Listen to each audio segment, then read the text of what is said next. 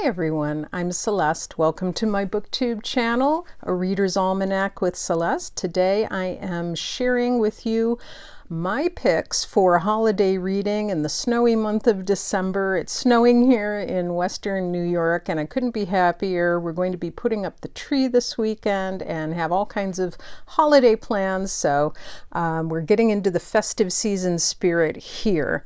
And so I just wanted to share what I'll be reading in the month of December, some of the possibilities, and I wanted to start with one of my new favorite authors, Ibbotson. Last June I had shared with you the book The Morning Gift, and I absolutely loved it. And so I've gotten quite a few Ibbotson books since then that are in my TBR pile. And I am also reading in the month of December A Glove Shop in Vienna and Other Winter Stories. And beautiful wintry cover, first of all. Now I do want to say that I also have this smaller edition of A Glove Shop in Vienna, and that's also a beautiful cover. This is from Macmillan. So these are these sort of tiny books that you can collect that are part of a classics library. I do find the font a little bit too small for me in these, and I find myself squinting. So I have opted for this larger print edition. And I love these editions as well, and there are all of her other adult novels on the back. So far I have read a couple of short stories in here. The first one in the collection, I'll be honest, I wasn't as crazy about. I think that was The Christmas Angel, I believe was the name of it. Vicky and the Christmas Angel. Wasn't too crazy about that one, but then I decided to sort of flip around in the short story collection, which is something I often do. I don't read short story collections in order. And so I came to one that was called Theater Street and read that and absolutely loved it. It gave me the same feeling and the same sense of evocative atmosphere that I had felt when I was reading The Morning Gift last June. So Theater Street is about the ballet. It's a little love story. It's about a ballerina named Johanna who meets a young soldier during World War I, and his name is Alex. And she meets him at the ballet school in St. Petersburg. And it goes on from there, but it's just dear. It's just so lovely. The language, the prose style is just so evocative, just so atmospheric. You feel like you're in the winter time at the ballet school, and it's just lovely. And so I'm very excited to read more stories in this collection. Well, the next book I'd like to share with you is one that's near and dear to my heart. It's one I grew up with, and I don't think I've ever actually heard it discussed on BookTube. It's from 1967, and it is, this is a vintage copy that I'm sharing with you here. It's A Feast of Light by Gunilla Norris. Gunilla Norris wrote a number of children's books, and then she had a very successful later career in life as an author and psychotherapist, I believe is what she was. But she writes a lot of books about the sanctity of home and meditation and embracing peace in everyday home life and that sort of thing. I've never read any of those books, but she wrote some wonderful children's books, and this particular one, A Feast of Light, is about a little girl who immigrates from Sweden in the very early 1900s, and she comes over on an ocean liner with members of her family, and they're going to settle in New York City where her papa has found work. And in that sense, it kind of reminds me of All of a Kind Family. and also in some ways of the Golden Name Day, which I shared with you last December as a favorite holiday read. So this is a middle grade work of fiction. It's about a little girl named Ulla. She comes over with her younger brother, older brother, and aunt, and their parents, her mama and papa, have already arrived in New York City, and they've purchased a house outside of the city limits, and it's this ramshackle, rundown house, and it's just about sort of their everyday adventures. Her brothers are fitting in very well and making friends, but unfortunately Ulla is having a harder time, and it's the story of her trying to settle in. You can see her very contemplatively sitting in this tree, feeling a bit blue. She's trying to fit in at school. She's having trouble learning English. She does make friends with an elderly lady who's a neighbor, who's very kind to her, and the descriptions of her and her house are wonderful. And the illustrations in this are quite lovely. They're by Nancy Grossman, and I'm not very familiar with her artwork, but it kind of reminds me of the illustrations you might see in Little House. So they're like black and white or charcoal illustrations. So here's one of them on Santa Lucia Day, celebrating the Feast of Light. And here's another one of them decorating their tree. So just a lovely, sweet little book. It would only take you a day or two to read. Marvelous for people of all ages, and I highly recommend this. It was a near and dear one in my childhood. That's A Feast of Light by Gunilla Norris.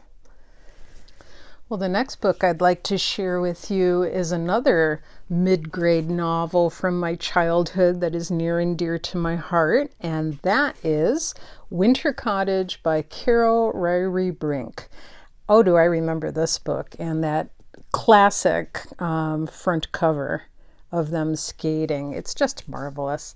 Yeah, so this is my copy published by Macmillan, and I haven't read it in ages. I know over the past few years, lots of booktubers have praised this book, which is just marvelous because it deserves it. But I haven't read it in years, so this is a long overdue reread for me. If I recall correctly, it is set on the brink of the Depression, I think 1930, and it's a family on hard times. The father is kind of a poet. He's looking for work, and it's the Great Depression, and so they're on their way to a new home, but I think along the way they end up at this cabin in the snowy woods in northern Wisconsin, which in the wintertime can just have brutal winters. And it's the story of the Sparks family.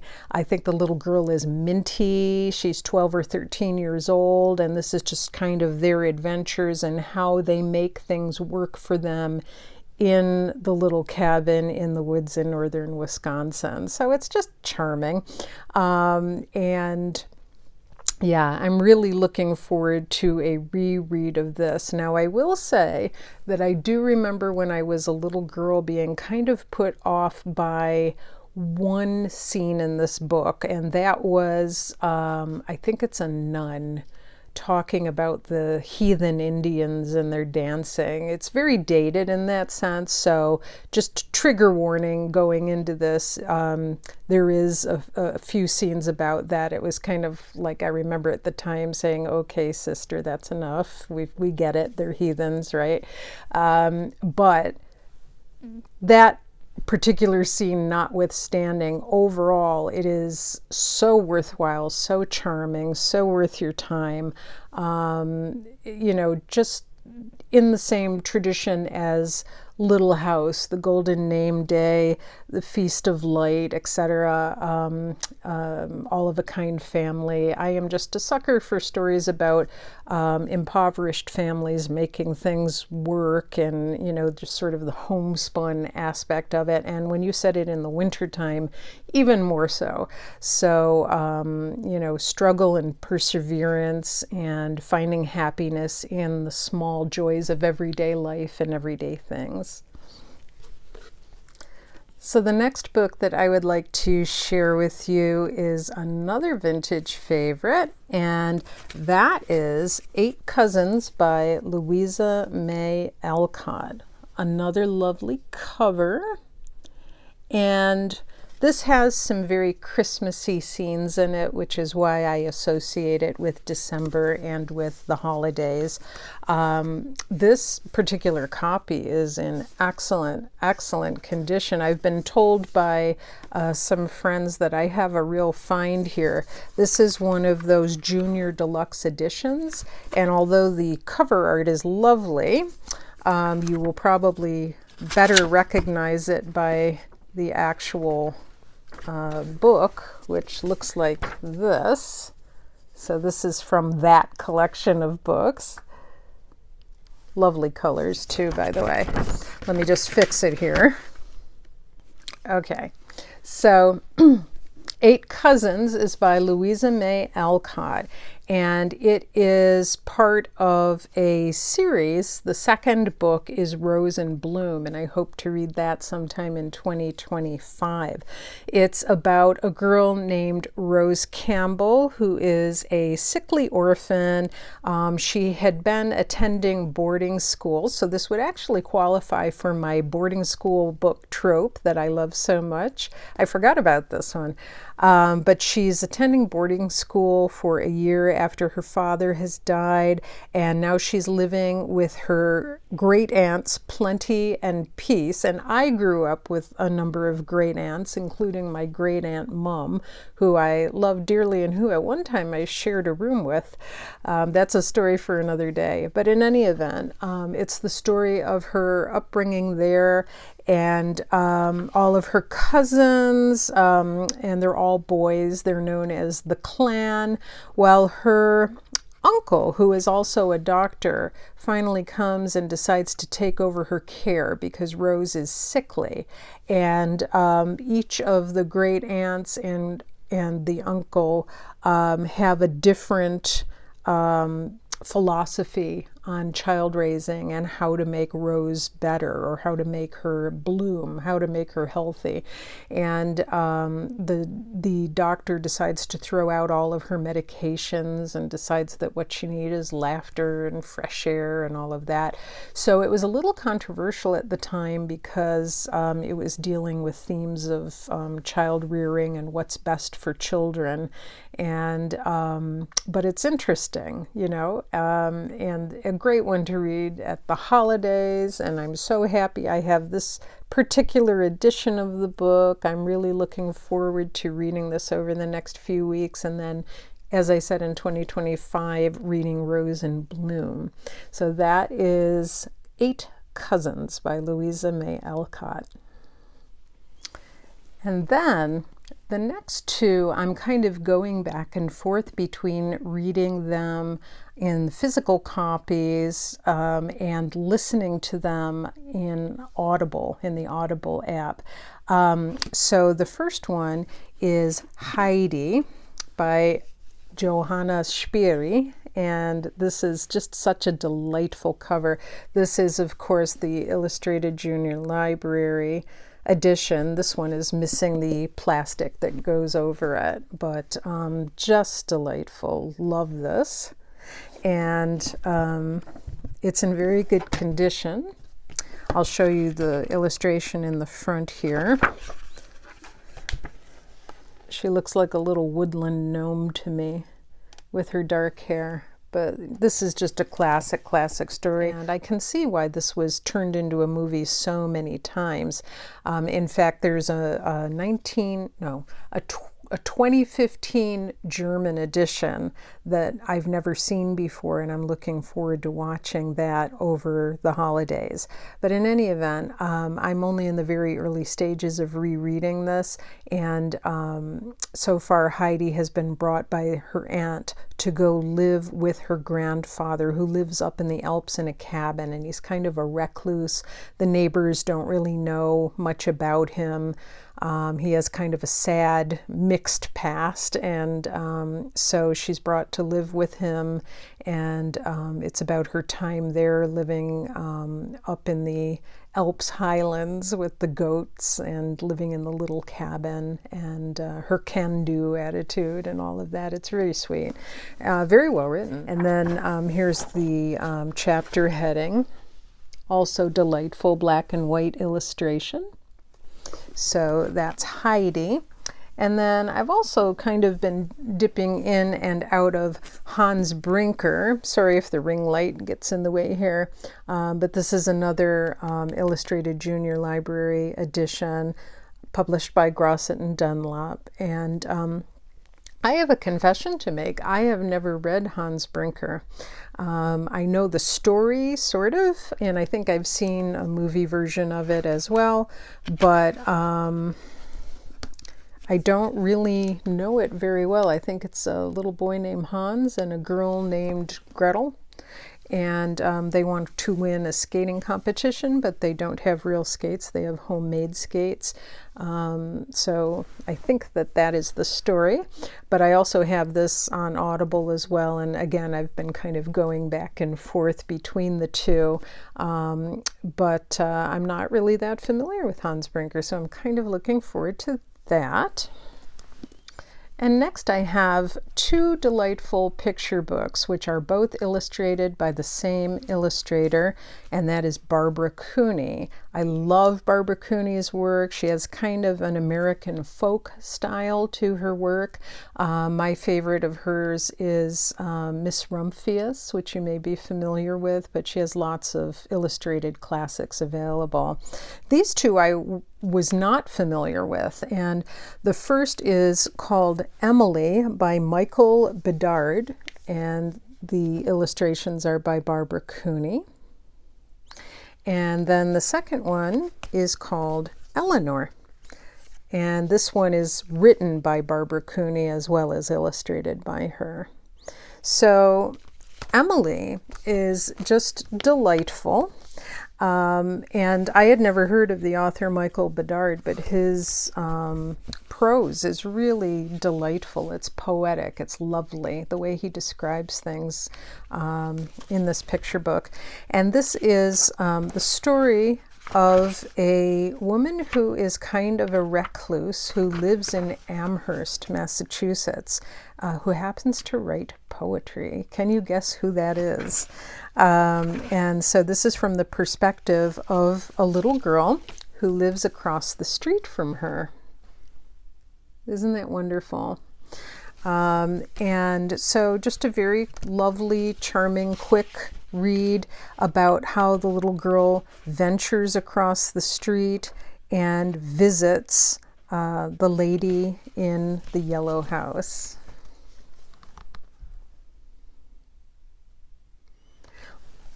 One of the things that I heard about the lady in the yellow house is that in real life, she used to love little children who would come to visit her.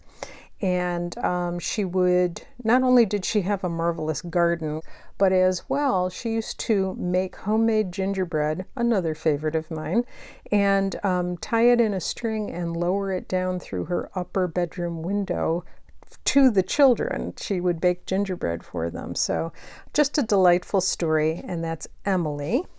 And then the other one, as I said, is called Eleanor. This one is actually written and illustrated by Barbara Cooney. This is the story of First Lady Eleanor Roosevelt's childhood, and it is also delightful. Emily is a little bit more poetic and just kind of a story about a girl across the street from Emily Dickinson. This one is more factual, more biographical about Eleanor Roosevelt's childhood. And but very poignant, because I had not realized that Eleanor Roosevelt had a great deal of hardship in her life and sadness in her early life. She was a very lonely little girl. She did not have many friends. She was blatantly told that she was homely. There was death and separation, a lot of things happening when she was little. But eventually she is sent to a boarding school overseas, where she speaks French every day, and the matroness of the boarding school takes a shine to her and takes her under her wing. And under her tutelage, Eleanor sees the world and becomes a very thoughtful, considerate, generous young woman on her way to what would eventually become First Lady of the White House. So this is another really great one, and I think the pairing of Emily and Eleanor is great, so I'm happy to have both. Well, we're doing well. We have 5 more books to go. The next one is so wonderful. I've known about this book for ages. In fact, I used to have a little website that I invented, I managed. It was kind of my own imaginary newspaper, and it was called the Thornfield Review. In 2025, I think I'm going to devote a whole video to discussing websites that I've done throughout the years. But I am going to post an article in the extra information down below that will link you to my review of this book, Letters to Santa Claus, written by the Elves. If you are looking for a marvelous coffee table book to give to someone as a holiday gift, this is the one. It is just delightful. So all throughout the years, whenever a child has written a letter to Santa, it actually goes to one post office in a place called Santa Claus, Indiana, if you couldn't believe it.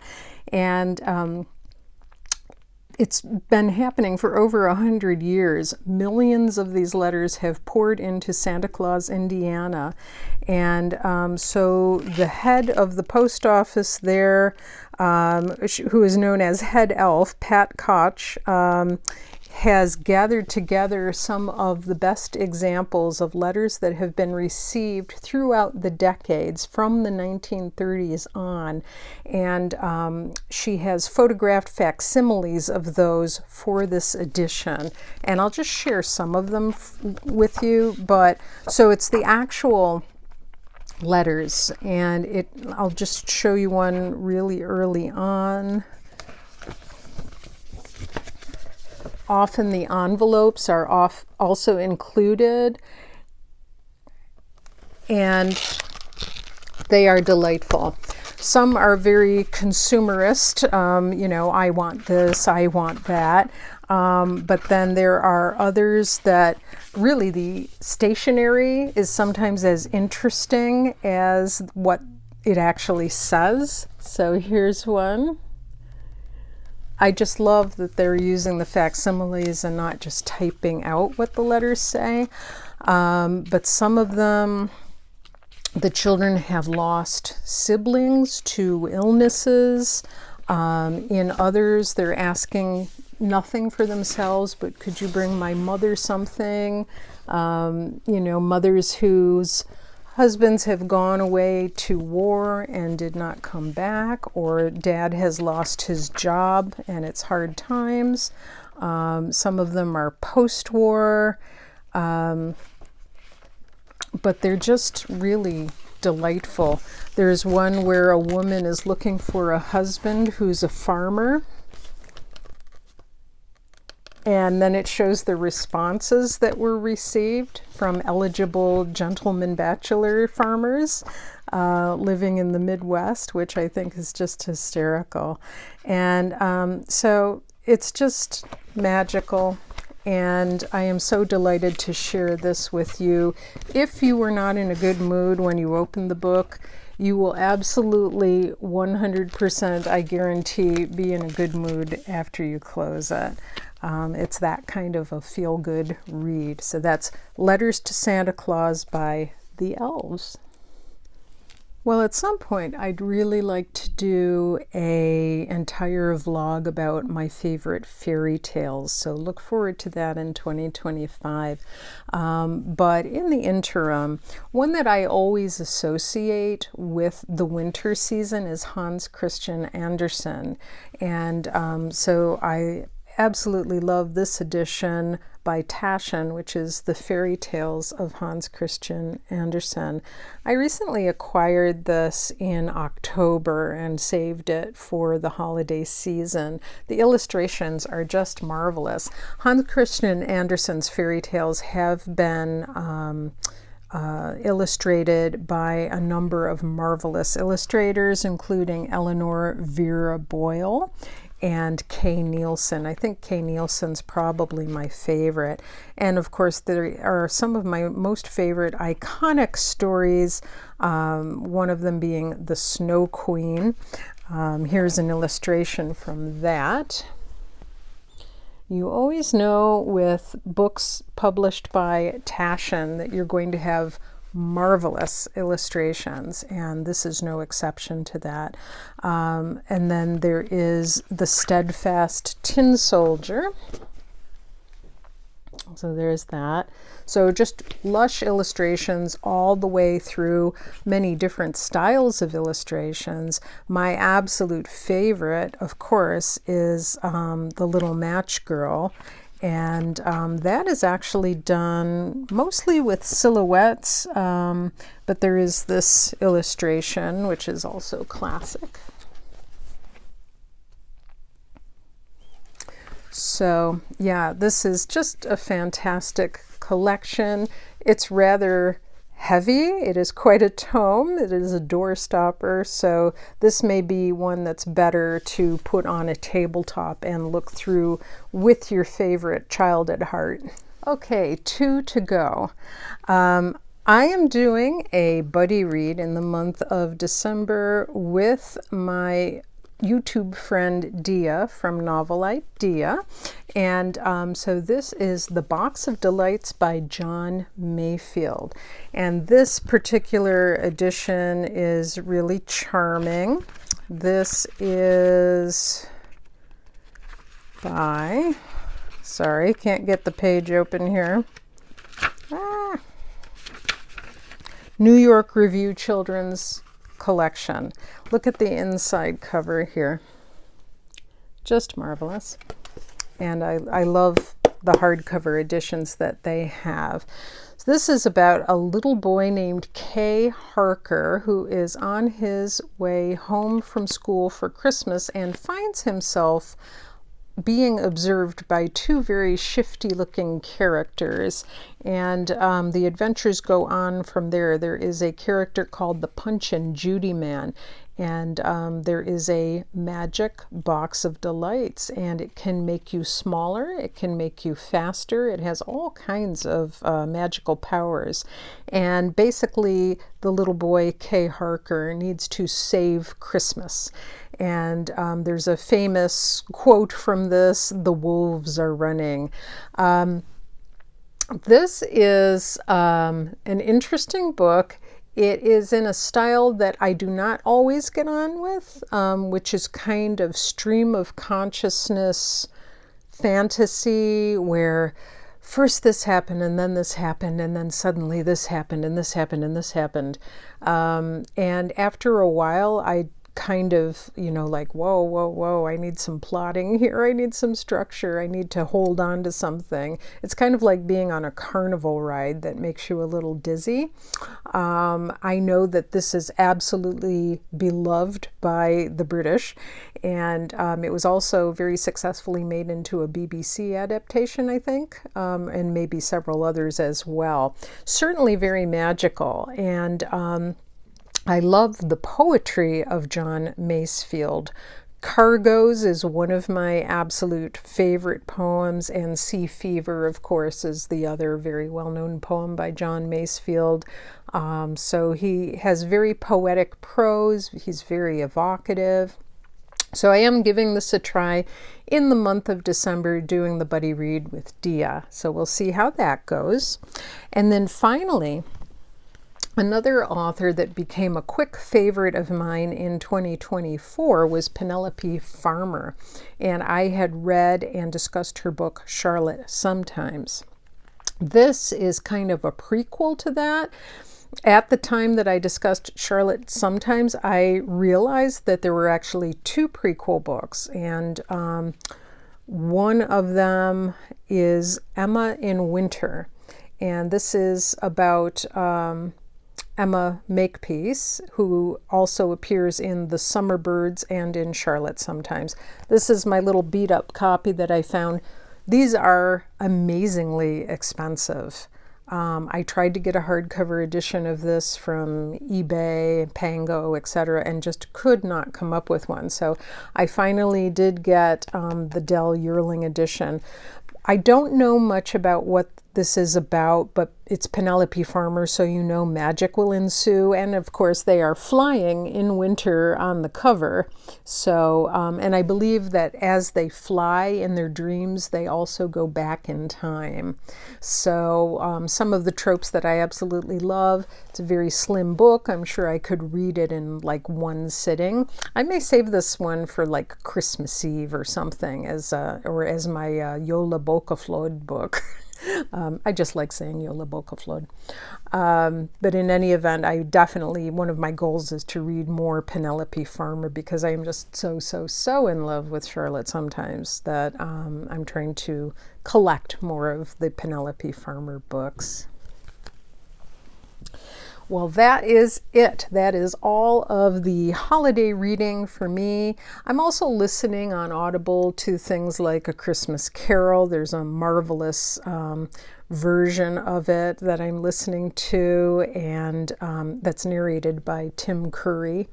And I'll also be watching some really wonderful holiday movies. I tend to go for the old-fashioned ones. We always watch It's a Wonderful Life because the town that it's based on is here in Western New York. So of course I have to watch that one. And then some other ones that I'll be discussing in upcoming videos as well.